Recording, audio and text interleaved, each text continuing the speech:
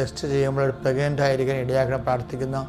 കർത്താവ് കടകമ്പോളം നടക്കുന്നവർ, ബിസിനസ് നടത്തുന്നവർ, അതിൽ ബിസിനസ്സിന് മാന്യമുള്ളവർ, കസ്റ്റമേഴ്സ് കുറഞ്ഞു പോയവർ, അവരുടെ ഉൽപ്പന്നങ്ങൾക്ക് ഡിമാൻഡില്ലാത്ത രീതിയിലുള്ള വ്യാപാരങ്ങൾ, വ്യവസായങ്ങൾ, അവരുമുള്ള വിഷമം അനുഭവിക്കുന്നവർ, അതിൻ്റെ പേരും ജപ്തി നടപടി നേരിടുന്നവർ, അതുപോലെ സാമ്പത്തികമേറെ ജീവിക്കാൻ മാർഗം കണ്ടുപിടിക്കാൻ എന്ത് ചെയ്യുമെന്നറിയാതെ ഉഴലുന്നവർ എല്ലാവരും ഈ പ്രഭാതത്തിൽ ഞാൻ അർപ്പിച്ച 39 വർഷം ഞാൻ അർപ്പിച്ച കുർബാനയുടെ യോഗ്യതയാൽ കൃപാസന അൾത്താറെ ജീവനോടെ പ്രത്യക്ഷപ്പെട്ട പരിശുദ്ധാമ്മയുടെ മാധ്യസ്ഥത ഞാൻ ആശീർവദിക്കുന്നു.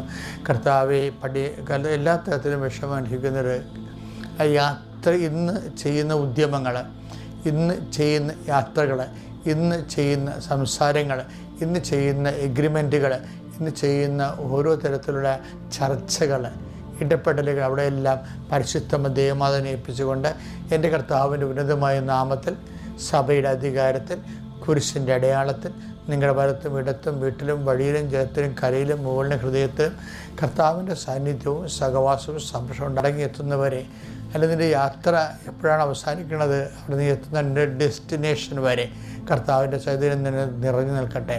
നിൻ്റെ ആശങ്ക സമയത്തും ആസ്വസ്ഥങ്ങളുടെ സമയത്തും ആത്മധൈര്യമായി ആത്മാവിൻ്റെ അഭിഷേകം ലഭിക്കട്ടെ. നിത്യപിതാവും പുത്രനും പരിശുദ്ധാത്മാവിനെ നീക്കാമേ. എൻ്റെ മക്കളെ, ഉടമ്പടി എടുത്തവരോട് അച്ഛനെ പറയാനുള്ള ഒരു രഹസ്യമായ ഒരു ആശ്വാസം എന്ന് പറയണത്, നമ്മളെപ്പോഴും ശ്രദ്ധിക്കേണ്ട ഒരു കാര്യം, നമ്മൾ ഒരിക്കലും ഉടമ്പടി എടുത്ത് നമ്മുടെ നിയോഗങ്ങൾ പരിശുദ്ധ അമ്മയ്ക്ക് വാഗ്ദാന പേടകത്തിൽ നിക്ഷേപിച്ച് കഴിഞ്ഞാൽ നിങ്ങൾ ഫ്രീ ആകണം. നമ്മളത് എന്തുകൊണ്ടാണ് അങ്ങനെ ചെയ്യണത്?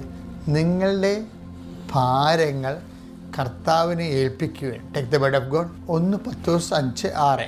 നിങ്ങളുടെ ഉത്കണ്ഠകളെല്ലാം അവിടുത്തെ ഏൽപ്പിക്കുവിൻ.